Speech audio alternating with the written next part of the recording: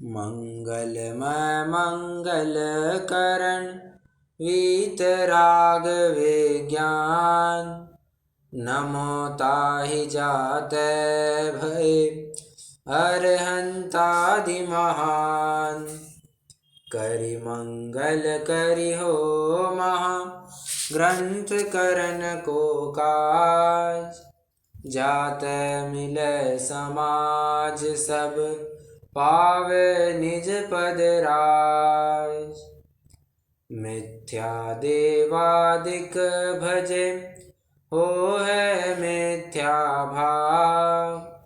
तज तिन को साचे भजो यह हित हेत उपाय।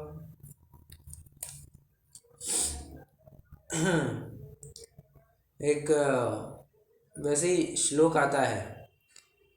गुरु दीपक गुरु चांदनो गुरु बिन घोर अंधार। पलकन विसरु तुम भनी गुरु मुझ प्राण आधार। सुख देवा दुख मेटवा यही तुम्हारी वाण। मोय दासनी विनती सुन लीजो भगवान। बहुत ही मार्मिक छंद है। अर्थ तो आपको सभी को समझ में आ ही गया होगा।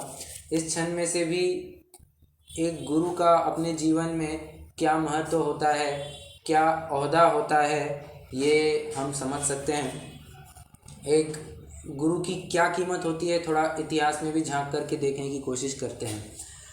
आज जो भारत के अंतिम जैन सम्राट कौन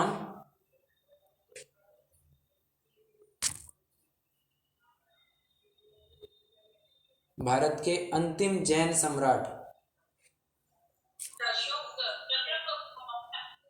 कौन? बराबर, चंद्रगुप्त मौर्य। अशोक नहीं, अशोक तो बाद में बौद्ध धर्म स्वीकार कर चुके थे। पहले तो जैन ही थे, बाद में बौद्ध धर्म स्वीकार कर चुके थे। बट चंद्रगुप्त, सम्राट चंद्रगुप्त, जिन्होंने बाद में आचार्य भद्रबाहु के सानिध्य में अंतिम श्रुतकेली जो थे उनके सानिध्य में नग्न दिगंबर दीक्षा भी ली थी। जानते हैं आप, कभी थोड़ा यूट्यूब वगैरह पर भी देखना एक चंद्रगुप्त बड़े राजा कैसे हुए और उनके पीछे उनके गुरु कौन, चंद्रगुप्त के गुरु कौन?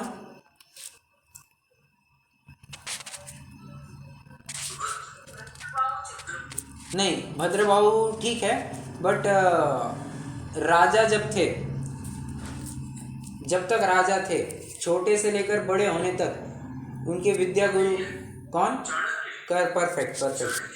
चाणक्य, कौटिल्य कहिए, चाणक्य कहिए, ये उनके गुरु माने जाते हैं। उनकी जो नीतियाँ रही है, चाणक्य नीतियों के रूप में खूब फेमस। और ऐसी नीतियाँ है कि सामने वाला चौंक जाए। आप कभी थोड़ा यूट्यूब पर भी देखना, थोड़ा गूगल पर भी सर्च करना, उनके बारे में साहित्य पढ़ना।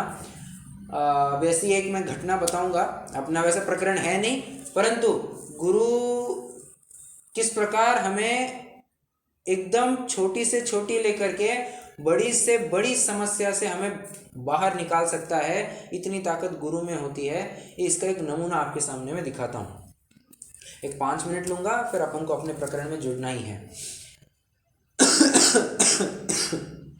बात यूँ हुई थी कि अब थोड़ा सा बैकग्राउंड भी ऐसा है। चाणक्य और राजा नंद राजा कौन? धनानंद जो नंद वंश के अंतिम राजा रहे, तो उनके बीच में थोड़ी अनबन हो गई और चाणक्य ने ये प्रतिज्ञा ले ली कि जब तक मैं पूरे नंद वंश का सर्वनाश नहीं कर दूं, तब तक जो उनकी शिखा खुल गई थी, शिखा मतलब जो उनकी चोटी थी वो खुल गई थी, तो वो चोटी फिर से बांधेंगे नहीं, ऐसे कहते हैं कि। तो उन्होंने वैसी प्रतिज्ञा ली और फिर वे देखने लग गए कि कोई एक योग्य व्यक्ति जो बराबर से इस राज्य को, इस देश को आगे लेकर के जाए, ऐसे व्यक्ति की खोज में थे। तो उन्होंने चंद्रगुप्त को एक योग्य व्यक्ति के रूप में, राजा के रूप में चुना और देखा कि इसमें राजा के बहुत ही योग्य गुण पाए जाते हैं। तो फिर बात वैसी हो गई और वे दोनों भ्रमण कर रहे हैं, अभी अज्ञातवास में है, भ्रमण कर रहे हैं। और नंद राजा को भी ये यही ताक में है कि इन दोनों को ख़त्म करना है, क्योंकि वो बराबर से इसको वैर विरोध था, तो दोनों को ख़त्म करने के लिए लगे हुए थे। बराबर से दोनों के पीछे लग गए। किसके पीछे? चंद्रगुप्त और चाणक्य के पीछे। अब रास्ते से जा रहे हैं। चाणक्य ने कहा, चंद्रगुप्त वो कुआं दिख रहा है? हाँ गुरुजी। कूद जाओ उसमें। जी गुरुजी। विदाउट अ सेकेंड थॉट, कोई दूसरा विचार मन में आए बिना, आने से पहले सीधे जाकर के कुएं में छलांग लगा दी। ठीक है, समझिए। 5 ही मिनट में घोड़ों के टाप टाप टापुओं की आवाज आने लग गई। और चाणक्य तो वैसे समझ ही गए थे कि उनके पीछे सिपाही दौड़ रहे हैं उनको मारने के लिए।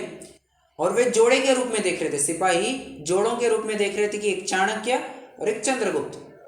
तो अब चाणक्य कौन है वो इतना जानते तो नहीं थे, बट हाँ, एक कोई वरिष्ठ व्यक्ति होगा और एक छोटा बच्चा होगा।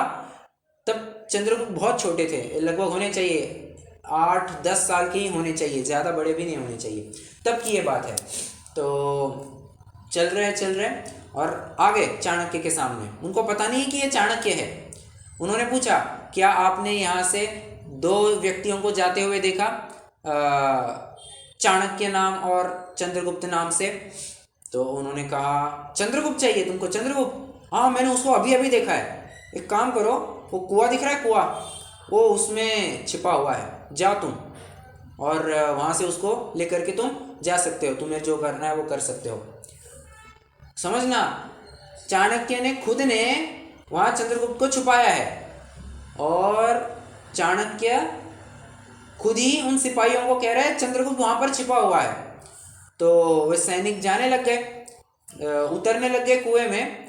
चाणक्य ने कहा कि अरे ऐसे ही जाओगे, सब शस्त्र वगैरह लेकर के जाओगे तो ढंग से ही उतर नहीं पाओगे, क्या कहना चाहिए, शस्त्र वगैरह खराब भी हो सकते हैं। तुम शस्त्र बाहर रख दो, जो कुछ सबसे कम कपड़े रख सकते हो कपड़े भी उतार दो, कम कपड़े रख करके तुम जाओ और उसको लेकर के आओ। उन्होंने कहा, बात तो सही है। शस्त्र रखने हुए, जैसे ही उतरने को थे, चाणक्य ने झटके में दोनों का सिर धड़ से अलग कर दिया, दोनों सिपाहियों को वही मार डाला। और फिर 2 मिनट बाद चंद्रगुप्त को आवाज लगाई, चंद्रगुप्त बाहर आ जाओ। चाणक्य ने पूछा चंद्रगुप्त को, जब मैंने तुमको कुएं में छुपने के लिए कहा तब तुम्हें क्या कोई दूसरा विचार आया? नहीं गुरुजी। Point number 1। पॉइंट नंबर 2, जब मैंने उन सिपाहियों को कहा कि चंद्रगुप्त उस कुएं में छिपा हुआ है, तब तुम्हें डर लगा या तुम्हें क्या विकल्प आया? तुम्हारे मन में क्या ख्याल आ रहा था? चंद्रगुप्त ने एक ही बात कही कि गुरु जो भी कहेंगे, गुरु ने जो भी किया होगा, उसमें मेरा हित ही निहित होगा। ये फैक्ट है। इतनी श्रद्धा उसने गुरु के ऊपर रखी और वो बराबर फलस्वरूप बच गया। मैं ये कहना क्यों चाहता हूँ, गुरु इतना पावरफुल होता है कि हमें चाहे उस परिस्थिति में से हमें बाहर निकाल सकता है, चाहे उस परिस्थिति में से। और यही बात अगर गुरु की जगह कुगुरु हो तो आप विचार कर सकते कि अंजाम क्या होगा। हमारा अच्छा होने के बजाय दुगना बुरा हो सकता है। इसलिए गुरु के चयन करते वक्त बहुत ही सावधानी से, बहुत ही शांतिपूर्वक और सब प्रकार से वो योग्य है हमें इस संसार मार्ग से बाहर निकालने के लिए, इस विचार पूर्वक ही गुरु का चयन किया जाना चाहिए। अगर गुरु की जगह कुगुरु ले आए तो तुम्हारा जीवन जीवन नहीं अब नरक होने वाला है, ये बात समझ करके चलना। आइए पृष्ठ क्रमांक 182 पर अपन थे। हम टोडरमल जी द्वारा उद्धृत ग्रंथों के कुछ उद्धरणों को यहाँ पर पढ़ रहे हैं। यहाँ पर कई सारे अष्टपौड़ ग्रंथ के छंद यहाँ पर दिए गए हैं। दर्शन पौड़ के अपन ने छंद देख लिए हैं। अब सूत्र पौड़, भाव पौड़, मोक्ष पौड़, इनकी कुछ अपन को गाथाएं देखनी है। आइए पढ़ते हैं पेज 182। तथा कहते हैं, ग्रंथ बंद रखेंगे। जस परिगह गहणम अपम बहुयम च हवैलिंगस सोगरहियुजिण वयणो परिगह हरहियो निरायारो। फिर से एक बार। जस परिगह गहणम अपम बहुयम च हवैलिंगस सोगरहियुजिन वयणे परिगह रहियो निरायारो।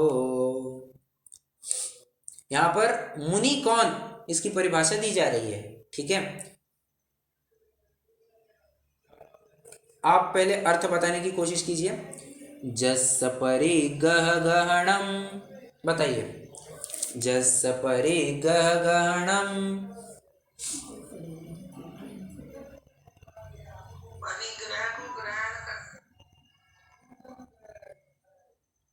बराबर, जिसने परिग्रह को ग्रहण किया हुआ है। ठीक है, जस मतलब जिसने, परिग्रह गहणम परिग्रह को ग्रहण किया है। ठीक है, अपम बहुयम च हवैलिंगस,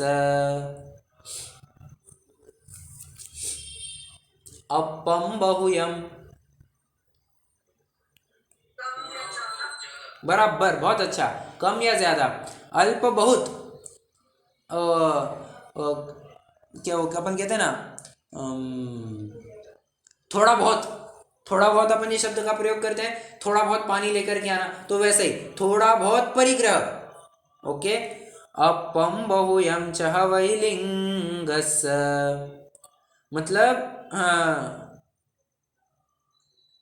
वेश धारण करके, जिनलिंग धारण करके अल्प बहुत भी परिग्रह रखा हो। सो गरहियुजिण वयणे, गरहियु, गरहियु,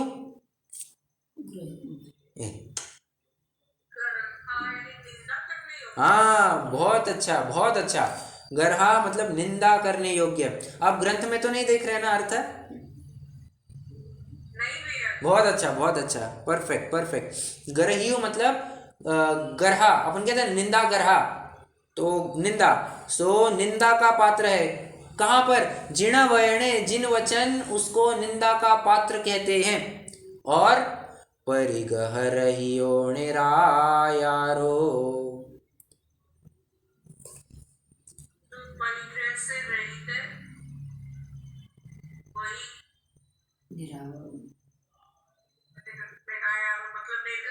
हाँ, करेक्ट करेक्ट, बहुत अच्छा। निरायारो मतलब होता है, देखिए, निर आयार, आयार मतलब होता है आगार, तो अन आगार, अनागार, अनगार किसको कहते हैं? मुनि को कहते हैं। तो मुनि मतलब कौन? परिगह रहियो, परिग्रह से रहित को ही मुनि कहा जाता है। सिंपल सी बात है। ये थोड़ा बहुत अप्प बहुयम, हाँ, ये अपना पहले एक छंद देखा था, जैलेयी अप्प बहुयम तत्तो पुण जायिणी गोदम, ये छंद से मिलता जुलता है। एक मिनट, हाँ, पेज 179 पर अगर आप देख सकते हैं, जह जाय रूव सरिसो तिलतु समेतम न गिह दिहथेसु जैलेयी अप्प बहुयम तत्तो पुण जायिणे गोदम। यदि थोड़ा अल्प मात्र भी परिग्रह रखेगा तो सीधा नरक भी छोड़ो, निगोद में जाएगा, ऐसी बात कही है। और उसी तर्ज पर, उसी चाल पर ये भी छंद हमको मिलता है, अप्प बहुयम, यदि जिस लिंग के थोड़ा व बहुत परिग्रह का अंगीकार हो, वह जिन वचन में निंदा योग्य है। अब यहाँ पर लिंग मतलब कौन सा लिंग? तीन लिंग हमको बताए थे, कौन कौन से? तीन लिंग ही जिनमत में मान्य है, कौन कौन से? हाँ, आरिका और क्या कहा? बहुत अच्छा, उत्कृष्ट प्रतिमाधारी श्रावक, बराबर। अब ठीक है, तो उत्कृष्ट प्रतिमाधारी और आरिका, ये इनके तो हम साफ साफ देखते हैं कि यार ये कपड़े हैं, इनके परिग्रह है, तो डेफिनेटली इनकी चर्चा चल नहीं रही है। अब इनको बाजू में कर दो तो बचा कौन सा लिंग? एक जिनवर का लिंग एक निर्ग्रंथ अवस्था, बराबर। तो तो जो उसको धारण किए हुए हैं, जो नग्न दिगंबर अवस्था में है, अगर वैसे भेष में भेष को धारण करते हुए, वो लिंग धारण करते हुए अगर थोड़ा बहुत भी परिग्रह रखोगे तो जिन मत में वो निंदा का पात्र कहा गया है। ओके, विशेष खुलासा तो अपन पहले कर ही चुके हैं। अगला छंद देखते हैं।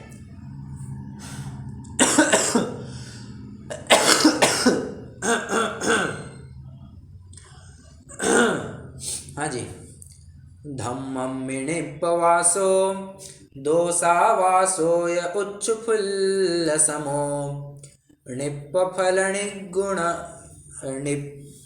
निप्फलनिगुणयारो नडसवणो नग्गरुवेण। फिर से एक बार पढ़ता हूँ। धम्मं मिणिपवासो दोषावासो य उच्छुफुल्लसमो निप्फलनिगुणयारो नडसवणो नग्गरुवेण। अब देखिए, मैं आपसे पूछूंगा अर्थ। धम्मं मिणिपवासो,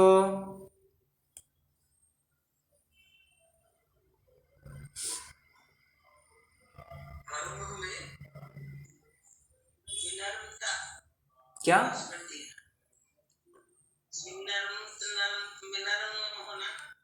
नहीं नहीं नहीं नहीं, नियप्प नहीं, निप्प निप्प निप्प वासो।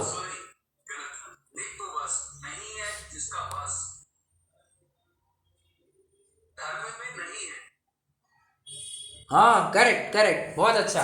धर्म में नहीं है जिसका वास, इसी को यहाँ पर एक अच्छा शब्द दिया जा रहा है कि निरुद्यमी है।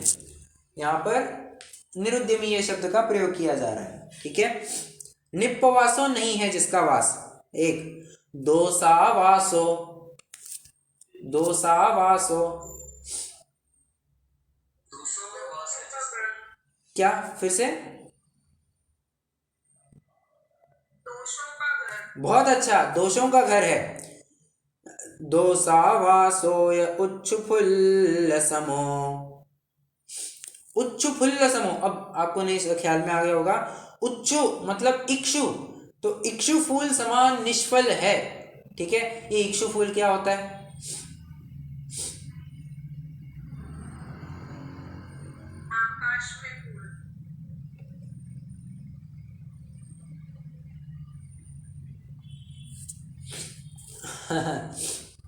आकाश में जिस प्रकार, सॉरी,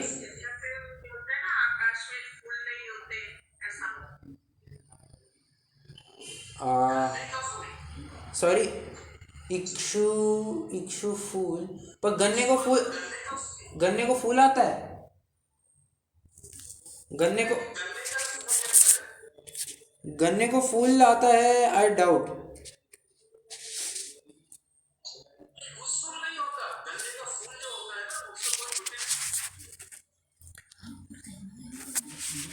हाँ, नहीं, वो गन्ने का फूल नहीं, वो तो ये है काना गन्ना। हाँ, काना गन्ना, और क्या होता है वो, वो मुझे याद नहीं आ रहा है शब्द, बट वो निष्फल होता है, उसको बोने पर कुछ भी आउटपुट नहीं निकलता है। वो नहीं, एक मिनट, हाँ।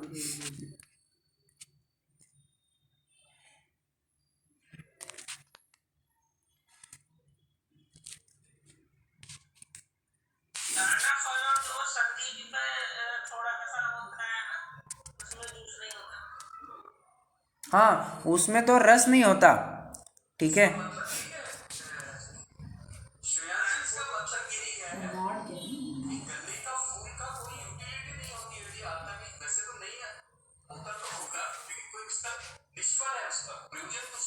राइट, वैसा समझ लीजिए। चलिए, गन्ने का फूल बिल्कुल भी निरुपयोगी होता है, वैसा अर्थ है, ठीक है। इक्षु फूल मतलब यही अर्थ लीजिए कि गन्ने का फूल, ठीक है, जो उसका जो जड़ होती है, जड़ सॉरी जो उसका फूल होता है, वो बिल्कुल भी आउटपुट नहीं देता है, ठीक है।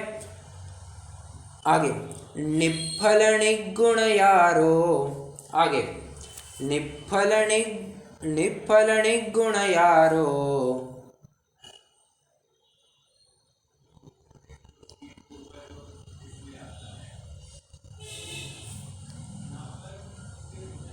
अबे ये थोड़ा सा, एक मिनट।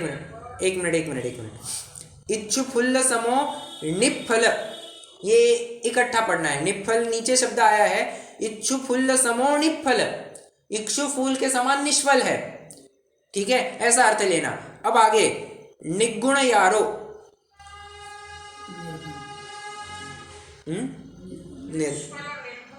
बहुत अच्छा, निर्गुण है।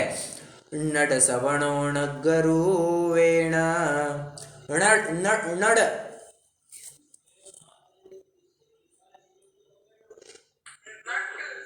हाँ, सवणो, सवणो मतलब क्या? हाँ, बहुत अच्छा। आपको वैसे मैं पूछना चाहता हूँ, आपको याद है क्या, अपन ने जब छह डाला प्रारंभ की थी, तब श्रवण के सॉरी क्या कहते हैं अपना, श्रवण के अपन ने कई सारे अलग अलग शब्द देखे थे। शमन, श्रवण, और क्या है, क्या ये सवण, शमन, समण, कई सारे शब्द देखे थे, याद आ रहा है क्या?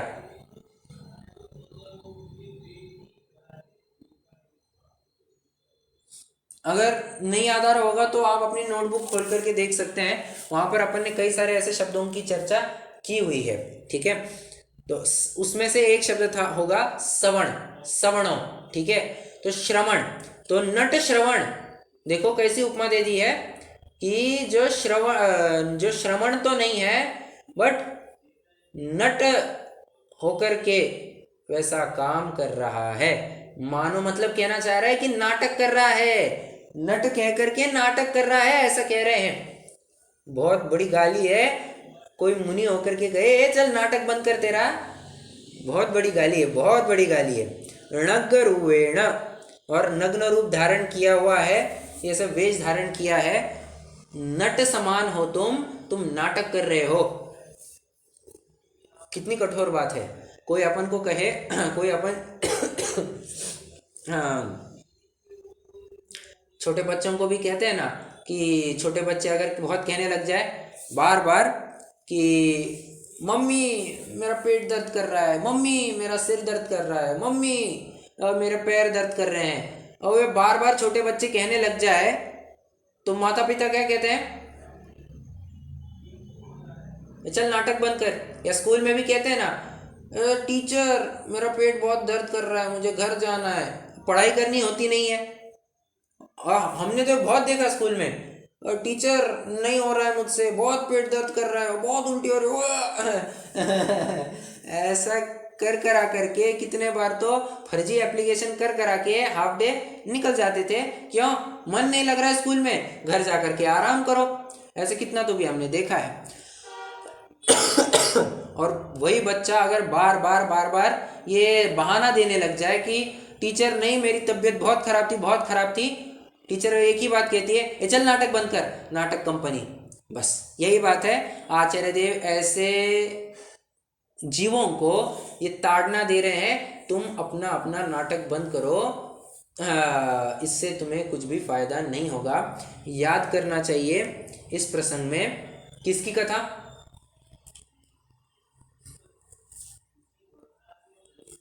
एक बहुरूपिया था, उसका नाम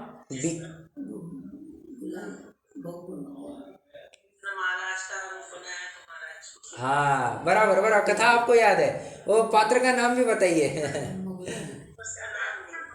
बहुत अच्छा, बहुत अच्छा। ब्रह्म गुलाल उसका नाम था। ठीक है, तो राजा को बहुत खुश कर जाता था। और राजा ने कहा कि इस रूप को धारण करके तुम अपनी अदाकारी दिखाओगे या फिर तुम अपनी कला दिखाओगे। वो कर देता था और राजा बहुत प्रसन्न होता था उसके ऊपर। तो एक बार उसने कहा राजा ने, और राजा ने कब कहा, सेकेंड लास्ट टाइम राजा ने उसको कहा था कि शेर बन जाओ, और शेर बन करके उसने राजा के बच्चे को ही मार डाला, राजकुमार को ही खत्म कर दिया था। तो राजा कुछ बोल तो नहीं सका क्योंकि कला दिखा रहा था वो अपनी। बात एक, तो राजा ने कहा चल एक काम कर, मुनि का, दिगंबर मुनि का तू रूप बना करके हमारे सामने अपनी कला दिखाना। 1 महीने हो गए, 2 महीने हो गए, 4 महीने, 6 महीने हो गए, आया ही नहीं। क्या बात है। और कोर्ट रूम में ये फिर न्यूज़ फैल जाती है। आज के ताज़ा खबर, टीवी पे ब्रेकिंग न्यूज़ क्या कि ब्रह्म गुलाल अब दीक्षित हो गए हैं। अच्छा, दीक्षित हो गए तो आ जाए हमारे सामने। एक क्यों हो गए ना, टाइम तो हो गया। वो कहते हैं नहीं, सचमुच में दीक्षित हो गए, सचमुच में दीक्षित हो गए, चलो उसके पास चलते हैं। और फिर बाद में क्या हुआ, कथा का अंत तो सभी जानते ही है कि मुनि का भेष ये नाटक के लिए कभी नहीं होता है। धारण किया सो किया, अब तो मैं अपना जीवन ही इस रूप बन करके जीना पसंद करूँगा। ऐसा वो ब्रह्म गुलाल का स्टेटमेंट था। ठीक है, मतलब नाटक करना बिल्कुल भी स्वीकृत नहीं है, ये इसमें से निष्कर्ष निकलता है। आप चाहे तो यहाँ पर ब्रह्म गुलाल ऐसा लिख करके रख सकते हैं, तो आपको भी बराबर ख्याल में आ जाएगा कि ब्रह्म गुलाल की कथा।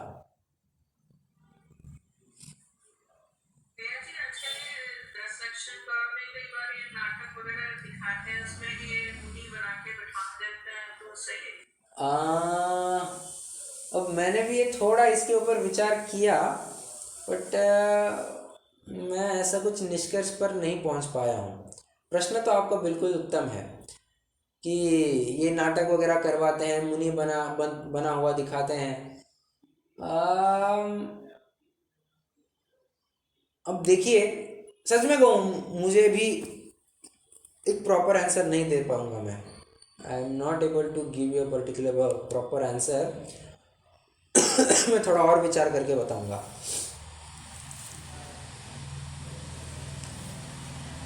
क्योंकि अगर मैं हाँ कहता हूँ तो फिर ये ब्रह्म गुलाल की कथा आड़े आ जाती है। हाँ किया हुआ चलता है, सब ब्रह्म गुलाल ने मना किया हुआ था। और अगर नहीं कहता हूँ तो बात इतनी सी है ना कि हम सच्चे मुच्चे थोड़ी ना मुनि बने थे। हमें तो बस लोगों को दिगंबरत्व की महिमा लानी थी, ये ऐसी बात है। ठीक है, और मुझे बताइए, क्या वास्तव में दिगंबर मुनि बन करके दिखा सकते हैं? मतलब क्या ये कार्यक्रम आदि कराते हैं? आप बताइए कितने जन आपको बराबर दिगंबर निर्ग्रंथ अवस्था में दिखे हैं?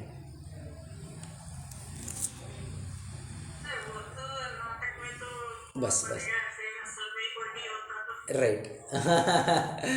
तो वही बात है कि दिखाने के लिए वो अब ज़्यादा तो नहीं, बस लंगोट मात्र तक हो जाता है, परंतु वो सच्चा भेष थोड़ी ना है। सच्चा भेष तो वो भी नहीं है। तो अब क्या कहे, कुछ कहूँगा तो मैं अभी फंस सकता हूँ। मुझे थोड़ा विचार करने का समय दीजिए, मैं आपको ज़रूर बताऊँगा। ठीक है, मैं नोट भी करके रखता हूँ।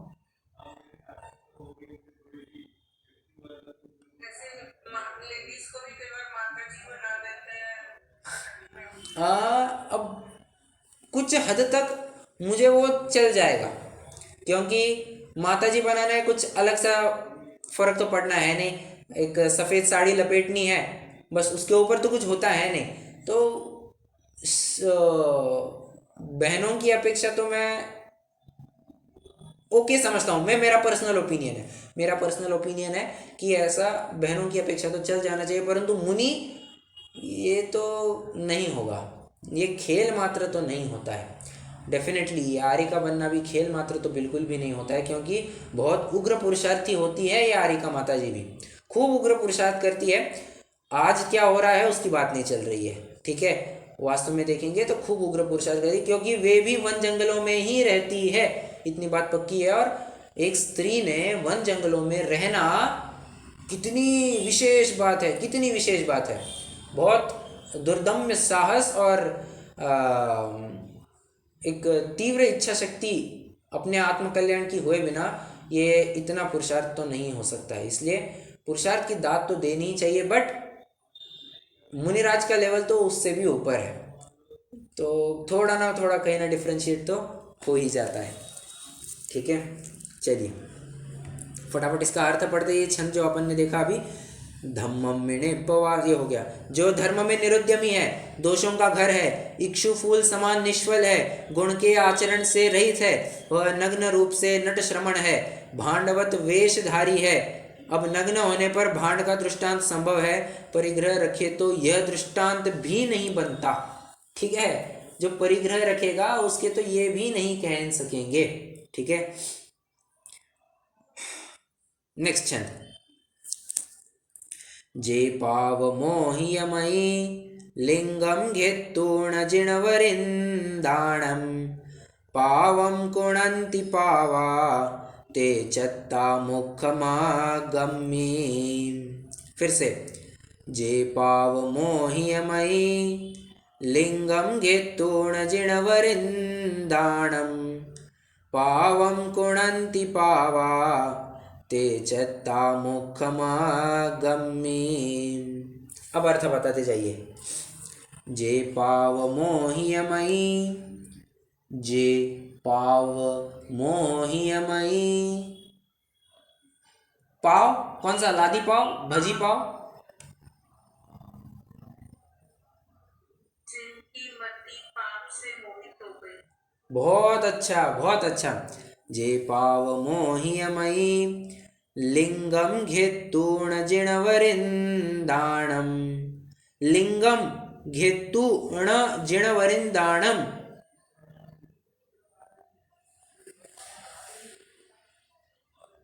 पावम, पावम ये शब्द भी जोड़ना है, इसी के साथ जोड़ना है, लिंगम घेत्तूर्ण जिणवरिंदाणम पावम, पावम कुणंती, नहीं नहीं नहीं नहीं नहीं, मुनि दीक्षा ग्रहण करके पाप करता है, ठीक है। लिंगम घेत्तु, लिंगम घेत्तु ऐसा जीव जिन वरों का लिंग धारण करके, निर्ग्रंथ अवस्था को धारण करके, पावम कुणंती, वे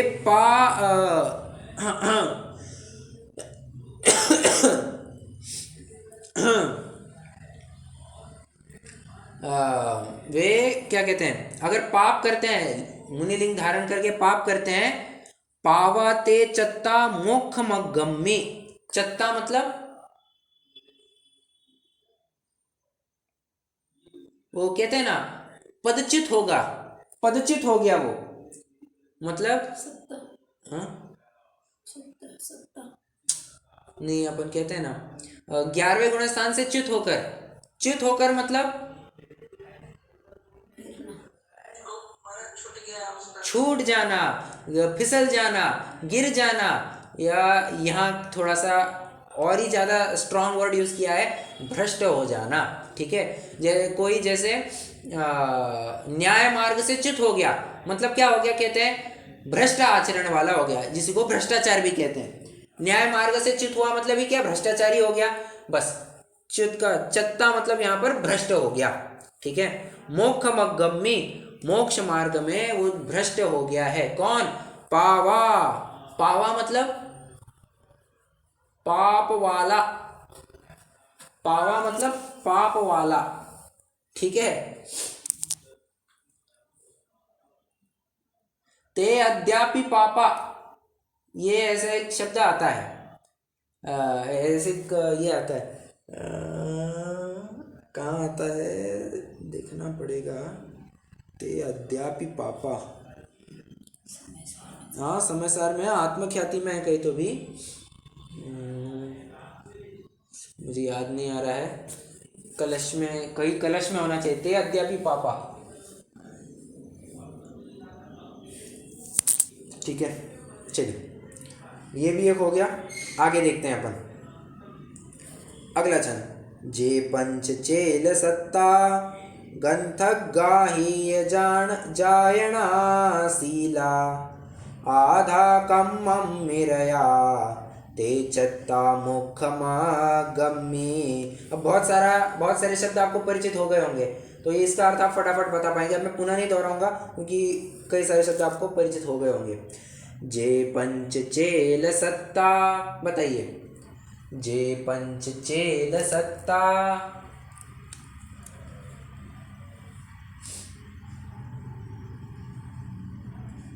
जे जो जो पांच हाथों से रहित है।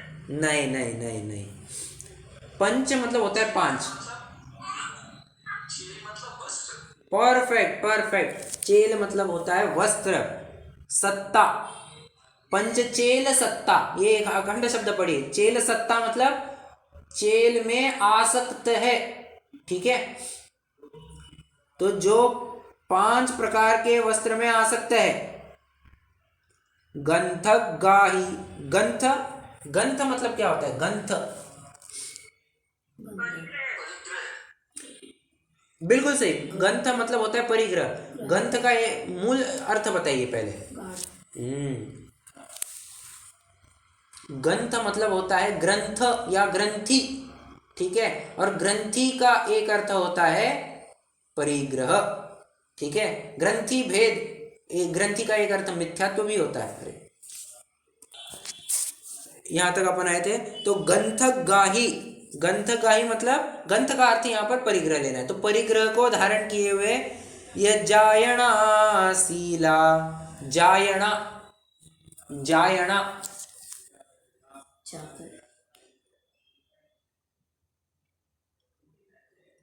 याचना, य को, हाँ, जायणा मतलब याचना, ठीक है। क्या ये कैसे हो गया? ज को य में कन्वर्ट होता है, जैसे जोग और योग, ओके। और अपन कहते हैं ना प्राकृत में च और य ये चेंज होते रहते हैं, ठीक है। जाचना अपन कहते हैं ना, जांचना, जांच पड़ताल वो नहीं, याचना, सॉरी, या जांच पड़ताल वो अलग हो गया। तो य और च ये चेंज किए जाते हैं। तो याचना शीला, शीला मतलब उसके साथ है, याचनाशील है, जो बहुत मांगते रहते हैं। आधा कम्मम मेरया, आधा कम्मम्मी,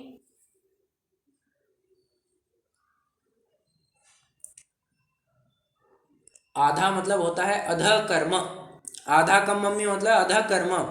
रया, रया मतलब रथ है उसमें। ते चत्ता मोक्षमागम्ये, उनको भी मोक्ष मार्ग से भ्रष्ट जानना, ओके। सिंपल सा अर्थ था ये भी।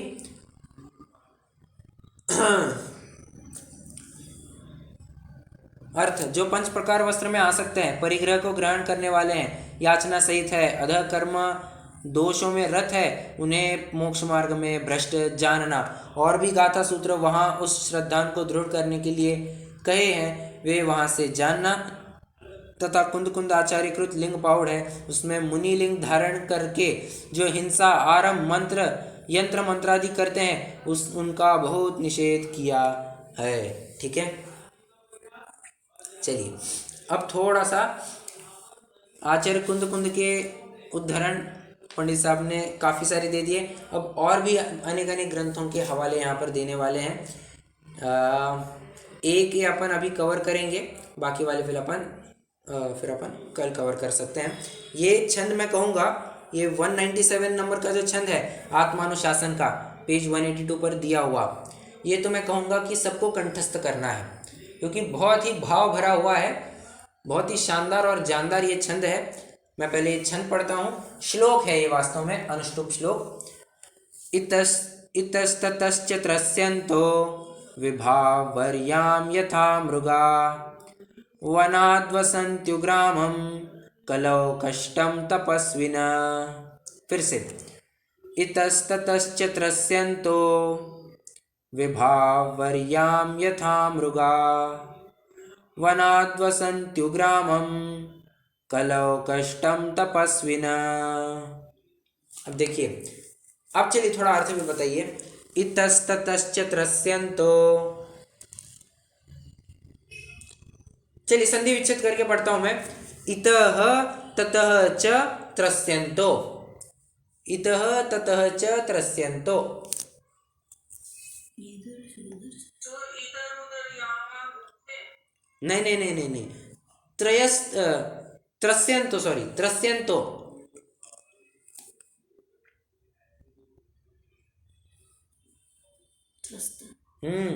त्रस्यन्तो मतलब होता है त्रस्त। तो जो इधर उधर से त्रस्त होकर के, विभावर्याम यथा मृगा, विभावर्याम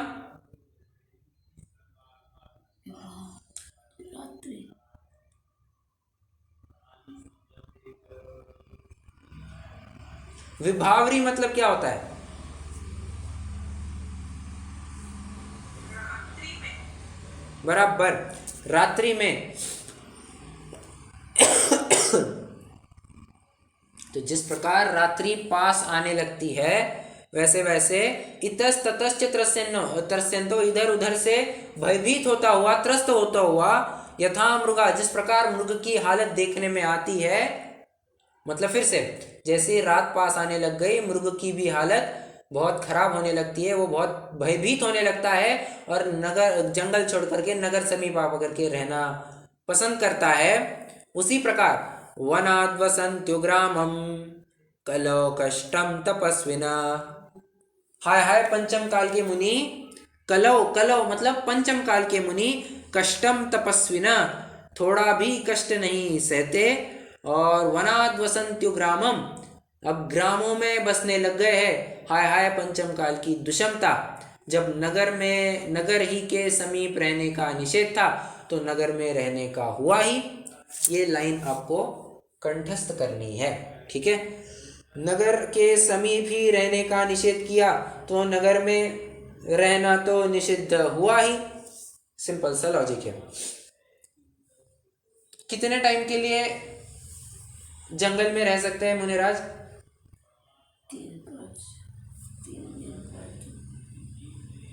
1 विशिष्ट जंगल में, एक विशिष्ट स्थान पर कितने टाइम रह सकते हैं अदर देन चातुर्मास?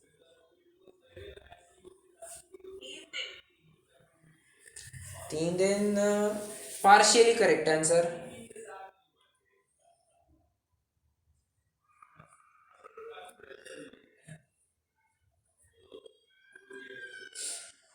एक दिन, 3 दिन, 5 दिन। छोटा गांव होगा 1 दिन, थोड़ा सा बड़ा गांव होगा 3 दिन, शहर होगा 5 दिन। शहर में रहेंगे ऐसा नहीं, गांव में रहेंगे ऐसा नहीं। गांव के बाहर वाले जंगल में कितने दिन रहेंगे उसकी बात यहाँ पर की गई है। उस जो अभी अपन ने चर्चा की।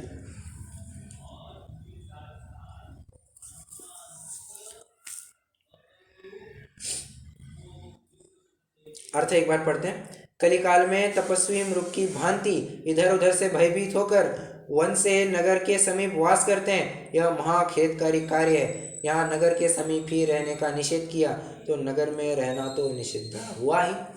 जब नगर के समीप ही रहने का निषेध था, तो नगर में रहना तो निषिद्ध हुआ ही।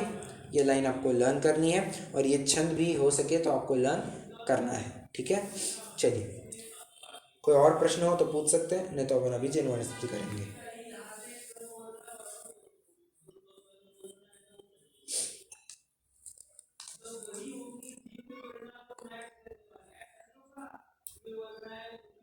नहीं, चलिए रुकते हैं, जैन वनस्पति करेंगे।